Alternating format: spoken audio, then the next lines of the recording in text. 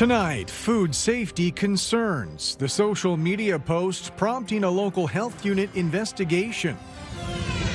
Plus, a new era for dialysis patients. It behooves me to give back to my community. The London-based clinical trial looking for better outcomes. And throwing cancer a curveball. It's a way to say thank you and a way to help future cancer survivors. The local fundraiser inspired by a personal health battle.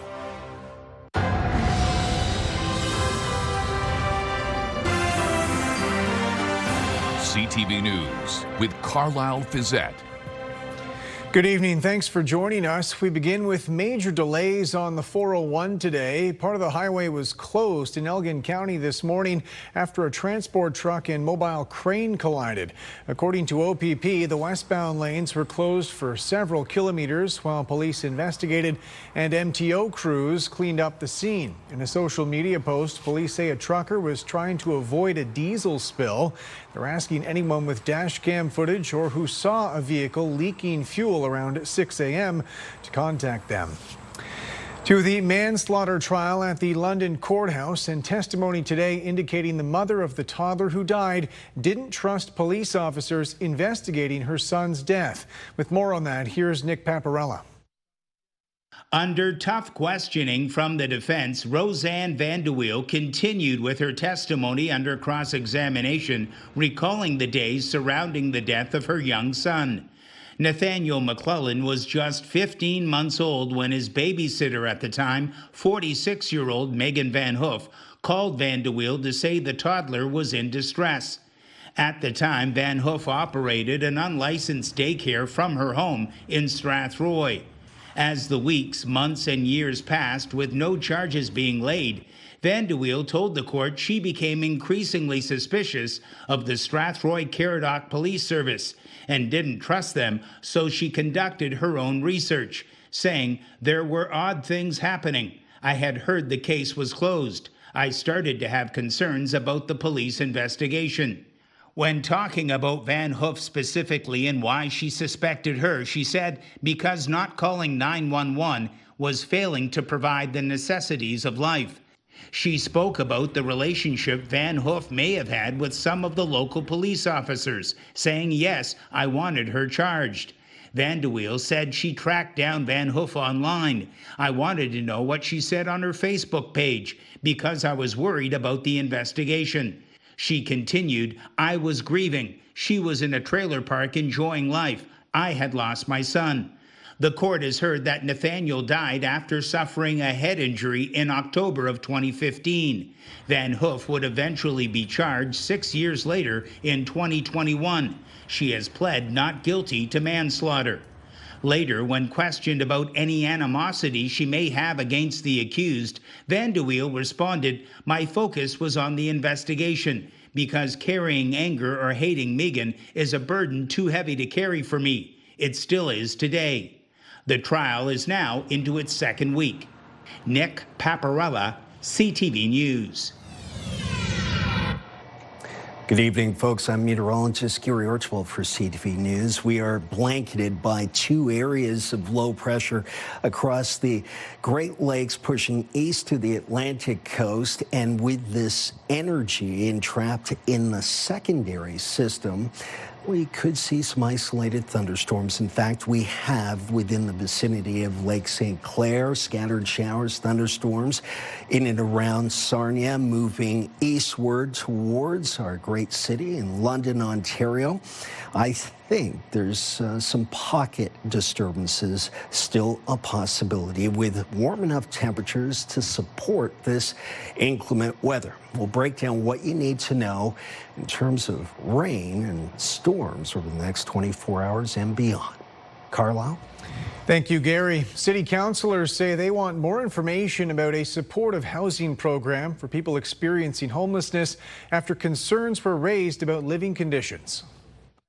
Hopefully it's only small, affects a small number of units, and that's what's going to come back to us to find out what we need to do. This is not an issue that is widely needed to be discussed at this moment. I think these are things that we can discuss more generally with staff, with agencies. After a marathon debate, council directed staff to report back on the Project Home program early next year. The program connects homeless Londoners with a private apartment and an agency providing regular visits, services, and supports. Project Home faced scrutiny after a landlord filmed living conditions inside a recently vacated apartment. Like every other program, is not a 100% success rate. However, and whoever defines what success is, you are going to have people that are unsuccessful, no matter what the intervention is, be it psychiatric inpatient care or highly supportive housing. London researchers have launched a new clinical trial hoping to improve outcomes for patients living with kidney failure. As Stallone reports, dialysis treatment can keep people alive, but it comes with challenges.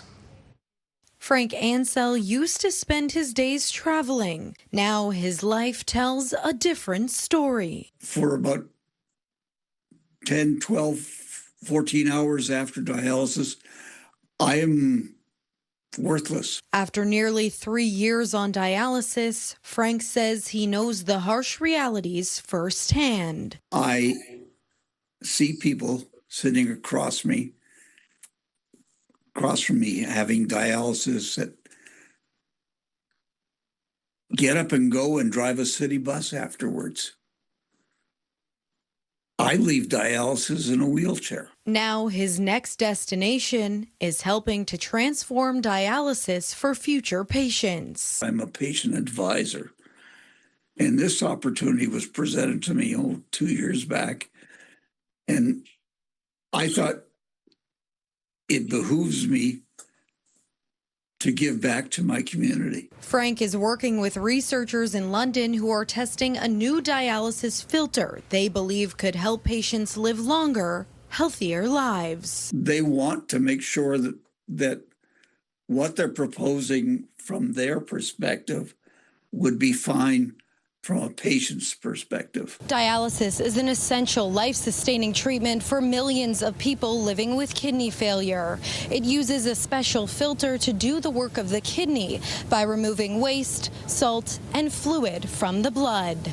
Blood actually flows through these tiny fibers, so it's inside of the fibers, and around the fibers flows a fluid, something called dialysate, which has the correct concentrations, as far as we know it, of salt and potassium and calcium and all of these elements that we need to sustain life. Experts warn dialysis can lead to quality of life concerns, with most patients requiring treatment at least 3 days a week. We're doing the study to determine does removal of these toxins with these new filters actually help people live longer, stay out of the hospital, not get hospitalized, and feel better. Dr. Pavel Rashanov, a scientist at London Health Sciences Centre Research Institute, says 50% of dialysis patients are expected to pass away within 5 years of starting treatment. We think a big part of that is that the dialysis filters are not as good as a natural kidney. There are things that they do not remove as well. Unlike standard filters, the newer generation of filters remove larger toxins from the blood. We call them larger because they're just the size that doesn't fit through the normal pores that our typical filters use. The 5-year trial, called Dialex, will include up to 4,800 patients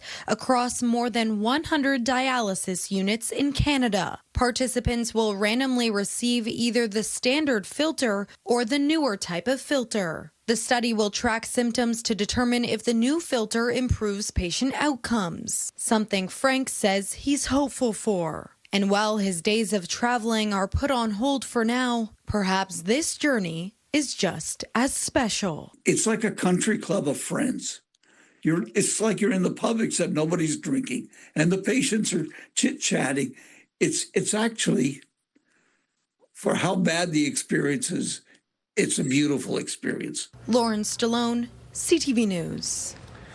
A new orthopedic surgeon is working out of Midwestern Ontario. They're based out of the Wingham and Listowel hospitals, offering procedures like knee arthroscopy and carpal tunnel release.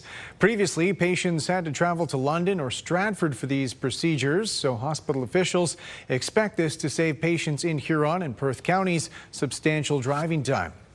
A couple in Lambton County have raised thousands of dollars for their local hospital's cancer clinic. Brent Lale has more on their personal fight with the disease and the gratitude they have for the people who helped them get through. Curveballs for cancer care. In July of 2023, I was diagnosed with breast cancer. With her husband Alan by her side, Erica Bazaire started treatment at Sarnia's Blue Water Health. We ended up going through a couple of surgeries, chemo over 5 months, I think 16 treatments of chemo, 20 treatments of radiation. With Erica now cancer-free, Alan, the head coach of the Lambton Lions, wanted to pay back Blue Water Health and his community. He decided to host a fundraiser for the hospital's newly renovated and expanding cancer clinic. The care that Erica received was, they're all saintly people in there. So it was a no-brainer to try and just pay it forward. The hospital is 60% of the way through transforming former office space into a $5 million clinic. It's being funded by Lambton County residents through the Blue Water Health Foundation. This really is a space that is designed for accessible, private, respectful cancer care within our hospital. A lot of the ideas and designs came from feedback from patients and their loved ones. The initial fundraising goal for this event was between $2,000 and $3,000. But when the community jumped on board, the final total will be close to $50,000. These stands were packed with people wearing pink, and a pregame ceremony featured a first pitch by Erica's oncologist, the Health Foundation, and the event's major sponsor. The Lions thrilled the crowd with a sweep of the doubleheader, with those in attendance donating towards quality local health care. We really are lucky that we have Blue Water Health in our community. It's the heart of our community, and more people are able to access their cancer care and treatment close to home. The clinic will be complete by the end of next year. We went through a lot as a young family. It's a way to say thank you and a way to help future cancer survivors get great care close to home. Brent Lale, CTV News. The Woodstock YMCA is closing, shutting down the fitness facility next week after decades in the community. Sean Irvine has more on the end of an era and the factors behind the closure. Since the early 1960s, the Woodstock branch of the YMCA has been a central hub for fitness, wellness, and childcare. But as the times changed, this aging facility became underutilized and costly to maintain. Slowly but surely, members are migrating away, and now it's becoming quieter and quieter. That decline accelerated after confirmation this summer that the branch, except for its daycare center, will close September 30th. The reasons mimic those given for the closure of London's Bob Hayward Y branch in 2023. Aging facilities, private health club competition, and a membership roll of just 300. It is true that in 1961, other health and fitness options from the private sector weren't available. And so that's a factor that comes into play. The closure of the YMCA is a particular blow for swimmers in this community. Although the pool here never reopened after COVID-19, this community recently lost the Lions outdoor pool, leaving only one public facility. Yeah, it's really sad times as far as that goes. The Southside Aquatic Center is now the only swimming facility in the city of Woodstock. And of course, it's an indoor facility for children's lessons and for family swim time. Woodstock City Councilor Mark Schadenberg, who voted to rehabilitate the Lions pool, wanted the Y to stick around, but not at all costs. For the city of Woodstock to assist them in their aquatics program wasn't going to be monetarily something that had made sense. Still, Y officials hope for a return one day. I still hope there will be, and that in the future, a new era will begin for health and fitness with the Y in Woodstock. I'm hopeful for that outcome. So is Dave Shakespeare. I really enjoy the Y, and I would become a member overnight if there was a Y to open here again, for sure.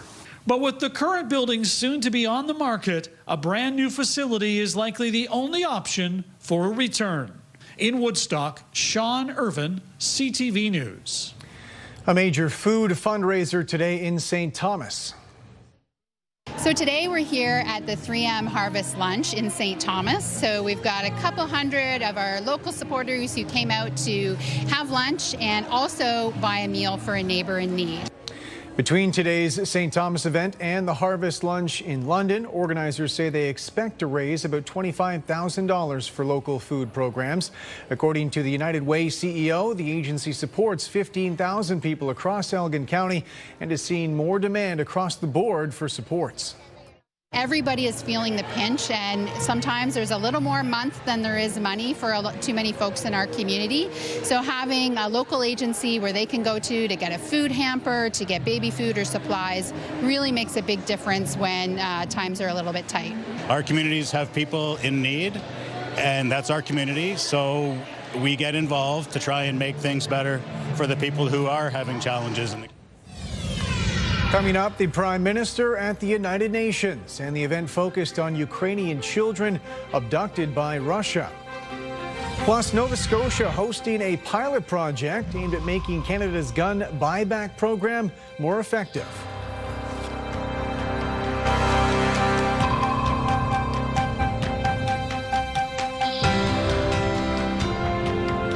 Download the CTV News app and stay on top of local stories as they unfold. We begin tonight with Ontario's latest. Customize your feed and watch live wherever you are. CTVLondon.ca, your home for news. Welcome back. A local health unit investigation is underway after images appeared online of an apparent meat delivery in West London under questionable hygienic circumstances. With more, here's Gerry Dewan. The images that have appeared on various social media sites show uncovered meat sitting in the back of a rental truck at the rear of Aladdin's Food. Those images were forwarded to the health unit. With any sort of situation like this, our role is to investigate, and so we have followed up for further details with the operators, distributors, everyone who is involved, and the investigation is ongoing. A representative for the store declined to be interviewed on camera, but says a health unit inspector visited Aladdin's on Monday, and at that time he provided evidence that the truck was refrigerated and transport was cleared by inspectors at the distribution site. Kieran says in circumstances like this, the Ontario Ministry of Agriculture, Food and Agri-Food and the health unit play a role in protecting the food supply. OMAFA is the organization, the ministry that would oversee and inspect sites of food production where the distribution is expected to be just within Ontario. And then here at the MLHU, our role is in inspecting and overseeing the food premises where there is actually sale of food to the public. Aladdin's Food is geared to Middle Eastern cuisine, including halal items which are permissible for Muslims. In this case, what we can say is that there's no ongoing risk, and none of the meat products is currently for sale. Kieran says the health unit conducts ongoing information campaigns to ensure best practices are followed. With the transport of food, the two main things that we are looking at is adequate refrigeration as well as reducing the risk of cross-contamination, such as through the use of liners. And so we do ongoing education with distributors as well as with our food premises operators to give them the tools that they can use to ensure that. Kieran notes that inspection records and reports are publicly available on the health unit website. Gerry Dewan, CTV News. Prime Minister Mark Carney joined Ukrainian President Volodymyr Zelensky at the United Nations General Assembly today, highlighting the abduction of children by Russian forces, adding to their message their respective wives, shining a light on a war crime. Judy Trin reports. At the United Nations, the Prime Minister and President Volodymyr Zelensky called for the return of thousands of Ukrainian children taken by Russia. Putin has stolen Ukrainian children.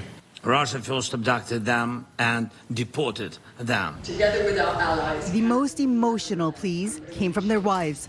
Diana Fox Carney making her first international speech alongside her husband. As a mother, I simply cannot fathom the horror. What these children have endured is more than unjust, it is inhumane. Their identities are changed, their ties severed, their hopes destroyed. Canada said it's investing in AI technology to help find the Ukrainian children. Only about 1,600 children have been returned to their families. In his address to the General Assembly, President Donald Trump spoke of his frustrations with the continuing war. It was supposed to be just a quick little skirmish. It's not making Russia look good. It's making them look bad. Earlier this summer, during a meeting with Vladimir Putin, Trump hand-delivered a letter from the First Lady calling for the return of the children. Her efforts were acknowledged by Mark Carney in front of European leaders. We welcome the recent powerful appeal to President Putin by the First Lady of the United States to consider the plight of children in ending this war. This is an area of common ground between Carney and Trump at a moment when Canada is breaking with the U.S. in recognizing the state of Palestine. Judy Trin, CTV News, New York. U.S. Secret Service agents say they believe they foiled a plot to disrupt communications in New York as the city hosts the UN General Assembly. Empty apartments with servers and server walls capable of making millions and millions of phone calls in and around New York City and the world that could potentially cripple New York City and other parts of the world. More than 100,000 SIM cards were seized, all clustered within about 55 kilometers of New York, enough to send 30 million text messages every minute, which could have overwhelmed communications. Investigators say it was a well-funded and organized plot, potentially linked to China. They say the apartments where the equipment was found were empty. No arrests have been made. The federal government has launched a 6-week pilot project in Nova Scotia, the first phase of a gun buyback program. The Liberals say this will allow them to test the process before rolling it out across the country. As Rachel Aiello reports, it's already off to a contentious start. Have you not failed at the task of getting this moving faster? Absolutely not. The public safety minister faced tough questions today as he unveiled the next phase of the federal firearm buyback. The opening of the program to individual owners. A program that he questioned the efficacy and enforceability of in audio leaked just yesterday. I have absolute confidence in this program. Then why did you say what you said? After a Cape Breton test run, owners nationwide of the more than 2,000 makes and models of firearms that the Liberals have outlawed will be contacted with instructions on how to participate. Those seeking compensation will either be able to turn their firearms over to local police after scheduling a time online, or keep them after proving they've been deactivated by a licensed gunsmith. The public safety minister said the context of his recorded comments were that he wanted the program implemented faster. But now, years after the buyback was first promised, firearms owners have until October 2026 to comply. And critics are calling for Gerry Anandasangari's resignation. On Monday, a minister says that his program won't work. On Tuesday, he says he's going ahead with the program. The minister also faced calls today from gun control groups to expand the ban, saying unless additional semi-automatics are added, Canada's buyback program will be a waste of the more than $700 million already allocated. Rachel Aiello, CTV News, Ottawa. And Gary Archibald with me again tonight. Gary, as we get into tonight, tracking the potential for some active weather tonight. You're right about that. Showers, thunderstorm combination, Carlyle. Couple of fronts passing through southern Ontario, and we've seen a few active cells in and around the lower Great Lakes, certainly even also Lake St. Clair area. So our friends in Sarnia seeing some active weather in the form of showers, vicinity thunderstorms in southeastern Michigan, all moving from west to east. It's been a mild day, 4 degrees above seasonal, 24 and holding at the airport in the great city of London, Ontario. We're in the mid-20s for the most part along that 401 corridor, cooler north of as to be expected, but a pleasant enough day in terms of temperatures. And with the humidity values, the relative humidity percentages, 65, 70, 72%. It feels like about 29, 30. So it's been a muggy early fall day. And that's not unusual as fall and summer, when you get to that transition point between the two seasons, summer into fall, it's a little bleed over, if you will. The cooler air is yet to come. Once we get into late October, we'll be talking about that for sure. For now, a good southerly flow has helped to keep the air buoyant with moisture condensing out into clouds, producing showers and even thunderstorms. And the thunderstorm potential, of course, means that where we do see thunderstorms, and it's going to be very scattered, we can see higher amounts than projected here by this computer simulation. From Windsor towards Sarnia, Goddard's, Grand Bend, I think the heaviest amounts are likely in the next 24 to 36 hours. Along the 401 corridor, Chatham-Kent towards London, Kitchener-Waterloo, 10 to 15 millimeters over the next 24 to 30 hours. So rain is here. It's in our airspace and more to come. Thunderstorm potential about 60% through 8 o'clock, 40% from 10 to midnight, and temperatures from 8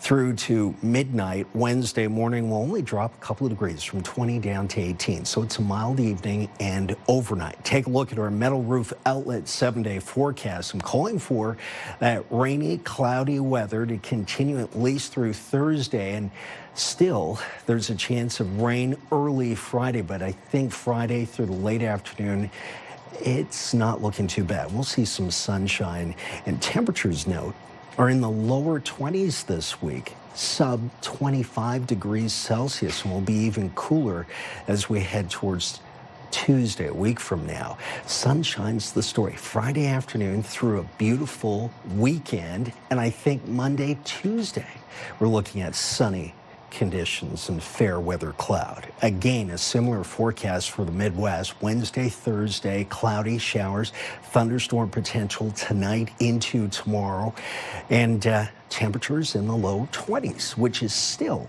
slightly above seasonal. So we'll take that and gear up for a beautiful first weekend of the autumn season 2025. That's a look at your weather. Carlyle? Gerry, thanks very much. Still ahead, a southwestern Ontario business eyeing expansion south of the border and the concern for local jobs.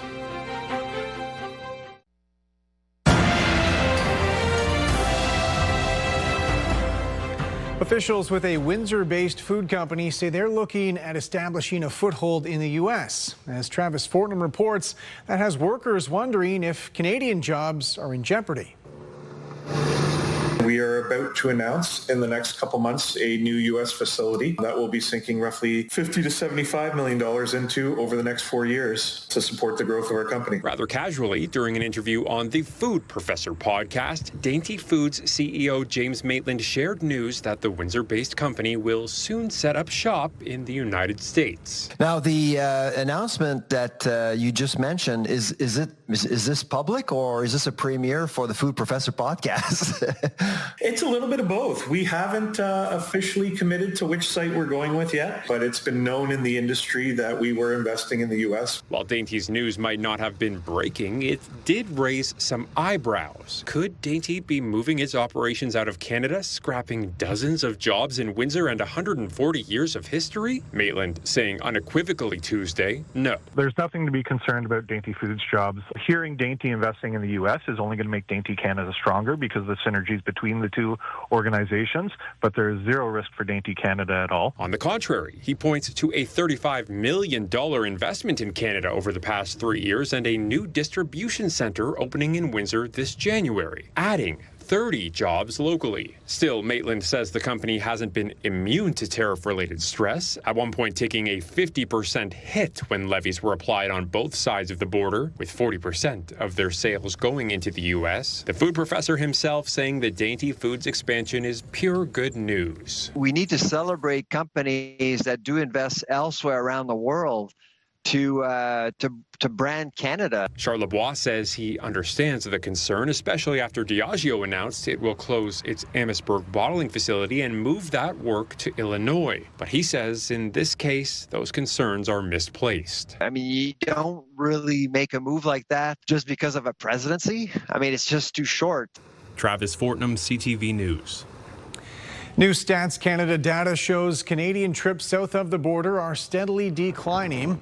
The data also shows American travel to Canada was down this summer. However, there were more U.S. residents traveling north than there were Canadians heading south for just the second time since 2006, outside the pandemic years.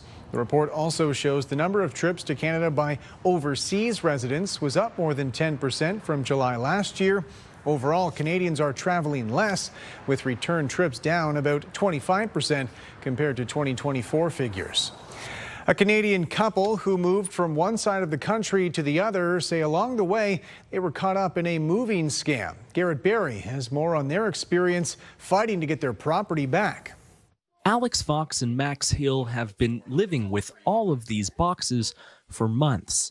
Last weekend's giant yard sale only made a dent. We sold about maybe 50% of kind of what we wanted to sell. It was pretty good. It was their "we got scammed" yard sale, trying to recoup some of their losses. This couple says they were victims of unethical and unfair business practices when they moved from Vancouver to St. John's.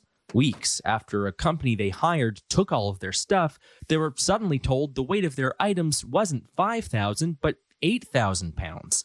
So they were going to be charged about $3,000 more. I just burst into tears. I was at a restaurant downtown having lunch, and I had to go outside and cry. It all came on official-looking invoices with supposed documentation from weigh scales, but Alex and Max had weighed every box beforehand. So they say they knew they didn't pack 8,000 pounds worth of belongings. They didn't pay. They hired Toronto lawyer Rocco Scacco, who fought to get their belongings back. What we've seen now in the last year is that there are companies that are now re-emerging with new names and running the same old scam. The lawyer says moving scams are slowly on the rise. After police made big arrests in 2022, Scacco says it seems they've lost interest in pursuing this type of behavior. Now, the company's not worried about getting charged criminally, so they can just continue operating. And it's too expensive to hire a lawyer to fight it well. We asked the Peel Regional Police, where Alex and Max's items were stored, why they didn't intervene when called. They said they review every case and wrote in a statement some disputes may appear to involve criminal elements, but ultimately fall within the scope of civil law. All told, Alex and Max still ended up paying thousands more than they expected due to legal fees and having to hire another set of movers. We ended up paying double, and it was a lot of work and effort and saving and intentionality to even save the amount of money we had. They're trying to put this episode behind them, but are warning others to take exhaustive steps. They should have waited the day they picked it up and said, oh, actually, it's this much. Would you like us to proceed with the move? They say even careful documentation and a recommendation from a friend might not totally protect you. Gerry, CTV News, St. John's. A university student is using artificial intelligence, helping families save money at the grocery store. She's created an app designed to find the best deals nearby while crafting your menu for you. With more, here's Heather Senerin. Canada's food price report predicted that the average family of four would spend about $16,000 a year on groceries in 2025. But this University of Waterloo student is hoping to put a dent in the affordability crisis. People can't really control their car insurance or their rent or their utilities, but grocery bills felt like something we could actually tackle. Henrietta Van Niekerk took money earned from a pitch contest and various other programs to create Scrimp, your very own AI sous chef and shopping assistant. From flyer to meal plan to actionable list of items that you can buy, Scrimp uses AI to sort of connect all of these things for you so that grocery shopping and affordability becomes a really easy 3-click process to solve. $2.92 to make this meal. She says the savings could be big. Our users are saving anywhere from about $50 to $100 per week for families. And it's specifically catered to the user. All it needs is the family size, store preferences, and dietary requirements. We try and buy gluten-free and mostly dairy-free if possible. This mom of two says it's been a game changer at the checkout. It's pretty easy to use, user-friendly, very straightforward. Her favorite part is the unique recipe ideas. Tonight's dinner will be chicken shawarma. The recipes were, not causing me to go and find 11 different ingredients and things that I probably would never use again. I may see olive oil and say, no, I have that at home. Van Niekerk says Scrimp is proof AI can be used for good. Ethical AI instead is showing that there can be this coming together of human ingenuity and what the AI can provide, which is also why Scrimp doesn't make their own recipes. We actually use recipes that exist on the internet. Right now, it's only available for users in Kitchener, Waterloo, and Cambridge, but the goal is to expand throughout Canada so more people can cash in on the savings. Heather Centerin, CTV News, Waterloo. Canada's main stock index topped 30,000 for the first time today as strength in the energy and base metal sectors helped it climb into record territory before closing 143 points lower. Meanwhile, in New York, the Dow lost 89, the Nasdaq fell 215. Canadian dollar dropped 0.08 of a cent today. On commodity markets, gold gained more than $40 an ounce, and oil added $1.13 a barrel. Later on CTV News, with a playoff position secured, the Toronto Blue Jays shift their focus to a division title, brimming with confidence. 5K a day is back on 97.5 Virgin Radio. Listen to Jeff, KP, and Backstage Ben for your chance to win $5,000 every weekday. 5K a day. Virgin Radio. Welcome back. Most OPP officers in our region will soon wear body cams. According to Wellington County OPP, their officers will be among the first provincial police to wear body cams. This will be on top of the in-car cameras installed in recent years. According to police, the body-worn cameras will improve the quality of evidence they gather and will increase transparency. Meanwhile, police in Hanover say 2024 was their busiest year ever. They say they laid 1,400 charges last year, a 17% increase compared to 2023. They say drug offenses doubled from one year to the next. Calls for service were up almost 3%, which included more than 200 mental health calls. Hanover police also say they had one of the highest clearance rates in the country. There are growing concerns in BC over the number of fraudulent tenants turning around and posting their unit on short-term rental sites. As Shannon Patterson reports, it appears the scammers are taking advantage of a loophole in provincial law. So this is the second listing that they ended up putting on Booking.com. Colbin Wong and his partner only learned her furnished downtown Vancouver condo was listed for nightly stays on Booking.com when her strata fined her for illegally operating a short-term rental. But she had just signed a one-year lease with a long-term tenant. Seemed to be the ideal tenant, right? Good references, good credit check. Wong learned that tenant never moved in. Instead, the man named John listed the condo for $500 a night on Booking.com. We actually ran into a couple of the Booking.com guests. What did they say? They were just as shocked as we were that the listing was an illegal listing. Wong says Booking.com would only remove the fraudulent listing when a guest complained. Within a couple days, they were so well organized, they had another ad up. Wong's partner Strata continued to fine her while the couple worked to evict the fake tenant who they believe was part of an organized criminal enterprise. They kept sending tourists to the apartment even after they were given the eviction notice. Wong reached out to CTV News after watching our stories on condo owners whose long-term tenants illegally listed the units on Airbnb. We're really glad that you got this out there about Airbnb. We also wanted to share that this was also being done on Booking.com.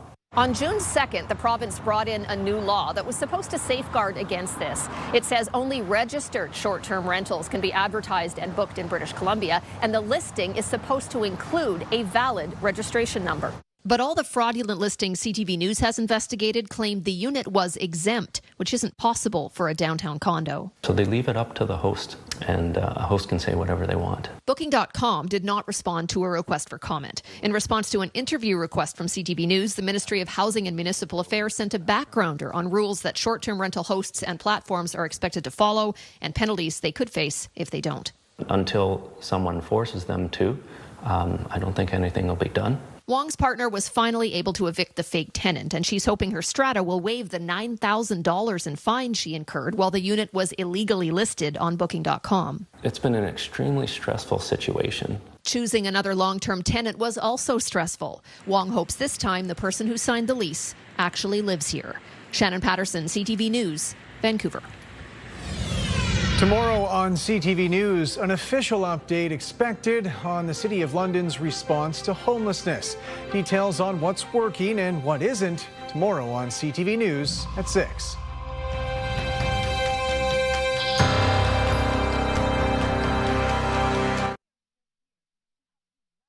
Welcome back to KP's Rescue 975, brought to you by London's Airport Kia. Meet Gaia, arriving in style in a 2025 Kia Seltos. Gaia is a 1-year-old Shepherd Husky mix with a heart as big as her beautiful smile. Not long ago, Gaia was a young mom raising a litter of puppies you may remember. Now it's her turn to be loved. She's smart, gentle, and great with everyone she meets. Gaia is ready to leave her past behind and start her forever story with you. Could Gaia be the missing piece in your family? Visit animalalert.ca to fill out an application to adopt Gaia. Let's take a look at our CTV News weather snapshot. Thank you, Amanda, for this great image of storm clouds. Cooler but still seasonal temperatures are trending over the next 7 days across southern Ontario, plus showers and thunderstorm activity still possible through Thursday. So keep your rain gear nearby. The Clinton Raceway is reporting an increase in wagering for this most recent horse racing season. According to officials at the Huron County Racetrack, betting was up 4% compared to last summer. This was also the first season with a new accessible grandstand unveiled earlier this year. Officials also say they were able to raise more than $75,000 during the racing season for local causes. Sarnia police say they've shut down an illegal alcohol operation. According to police, local company AAA Brews was working under a false manufacturing license. Police say it was selling alcohol at summer festivals and through delivery services like Uber Eats. Officers say they executed a search warrant last week uncovering an illegal distillery. They say they've charged a 35-year-old man from Sarnia. A 100-year-old Second World War veteran is back home in southwestern Ontario after an anonymous donor stepped up, funding a $60,000 flight home after the senior fell ill on the other side of the country. Great to see you, Bill. So good to see you. Yeah, you behave yourself. Be strong. Bill Shea's family say he was taken to hospital after going on a recent cruise, diagnosed with a bladder infection and pneumonia. He required a flight with healthcare supports to get him home, but requests to have Global Affairs pay for it were denied. His family say Shea will now recover in a Windsor hospital. A new study shows Canadian pet owners are avoiding veterinary care because of the cost. With more on the numbers and the more affordable options available, here's Josh Smith. Owning a pet can be rewarding, but it can also be expensive. Lots of folks are struggling, and it's something Nicole Giddens-McQuaid of Riverview says she sees happening in her own community. Sometimes if funds are low, I can see the hesitance, and a lot of people will probably be doing their own research online. PetSmart Charities of Canada recently surveyed more than 2,000 pet owners. Highlights in the study reveal in the last year, 50% have not brought their pets to the vet or declined previously recommended care, and 67% declined care because of financial reasons. Where people live and limited awareness regarding alternative care often keep pet owners from visiting the vet. I always tell everyone to get pet insurance as soon as you get your pet. This Dieppe vet says prevention and pet insurance can keep costs down. Keep them active, at a good weight, good nutrition. That's going to really help to keep their, have a longer lifespan, and then they'll be healthier longer and less kind of medical issues. Jeff Robichaud says pet insurance saved him thousands after his German Shepherd swallowed a bone that tore his intestine. All said and done, if it would have been out of pocket for me, it would have been $16,000. But with insurance and the right, paying that monthly fee really paid off. And it was, I think, $1,800 out of quote. PetSmart Charities say pet owners are open to options like telemedicine, but more payment plans and awareness are needed. Because most pet parents say a healthy pet isn't a luxury. But I think it gets to a point that if you know your dog isn't happy or if they're not well, then I have no problem taking my dog to the vet and spending the money because it's going to cost what it costs. Josh Smith, CTV News, Riverview, New Brunswick. London's top stories. We have breaking news tonight out of Ottawa. The latest in the breaking news alerts. I'm tracking an area of severe weather. It'll start. And watch live. A development now to a story from City Hall we brought you. Download the CTV News app.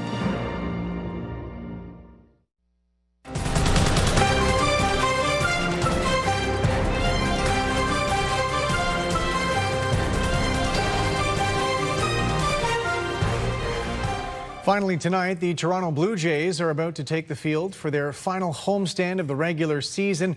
They're headed for the playoffs, but as Raheem Ladani reports, they still have something more to play for. The Blue Jays are so hot right now, even the fire department's on standby. And fans from across the country are fired up too. We should be able to get through these 50% on the next 6 games, right?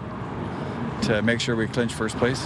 We want them to be in first place. That's why we're here, to cheer them on. Over the weekend, the Jays clinched their first playoff berth since 2023. And with 6 games left to play in the regular season, the team has their sights set on winning the American League East, which they last accomplished a decade ago. They got what it takes, as long as they play good. Even if they're behind, they are going to win in the 9th inning. We believe. Let's do some math. The Jays' magic number is 4. Meaning any combination of Blue Jays wins and New York Yankees losses over the next 6 games would guarantee the Jays win the division, bypass the wild card series, and go straight to the ALDS. It's an important step for the Jays to take. They haven't won a playoff game since 2016, and players would get a longer break to rest before the postseason. They've had some spotty results in the last couple of weeks, but we're hoping that their pitching, the relief pitching comes through and that their hitting starts to develop. I think they're missing Bo Bichette big time. Either way, the boys of summer are bound for October baseball. Raheem Ladani, CTV News.